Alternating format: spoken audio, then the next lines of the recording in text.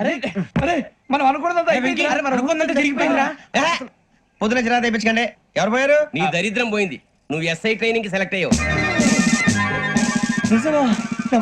అన్న తండ్రి నేనే నమ్మలేదు, వాళ్ళు నమ్మారు. నాన్న నోరు తెరవరా. వాడు ఇంకా మొహం కడుక్కోలేదమ్మా. వాడికి ఏం కొత్త కదమ్మా, నువ్వు పెట్టవే. అమ్మా చాలా సంతోషంగా ఉంది.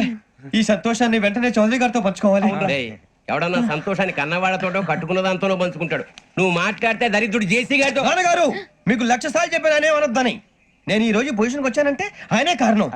జగదాంబ చౌదరి గారు అంటే దైవాంశ సంభూతుడు. అయితే వెళ్ళి అదే వెళ్ళి ఆయన కాళ్ళమివ్వడు. లేవండి. మీరు మామూలు మనుషులు కాదు స్వామి. టోపీలు పెట్టుకుని ఉద్యోగాలు వస్తాయన్నారు, అలాగే జరిగింది. ఏబిసిడీలు వస్తే చాలన్నారు, చివరికి వాటిలతోనే ఉద్యోగాలు తెచ్చుకున్నాం. ఇందులో నాదేముంది?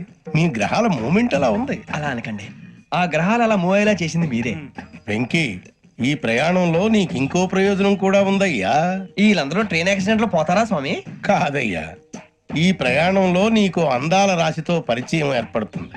ఆ పరిచయం ప్రణయంగా మారి వివాహానికి దారి తీస్తుంది. స్వామి మాకు పొజిషన్ లేదని ఊళ్ళో లేడీస్ అందరూ చాలా చీప్ గా చూస్తున్నారు. తెల్లరా బాబు అనుకున్నాను, చల్లటి వార్త చెప్పారు. మరి మాకు నీకింకా కొంతకాలం బ్రహ్మచర్యం తప్పదు. వీళ్ళకి ఇప్పుడు అప్పుడే తొందరగా ఉందిలేండి.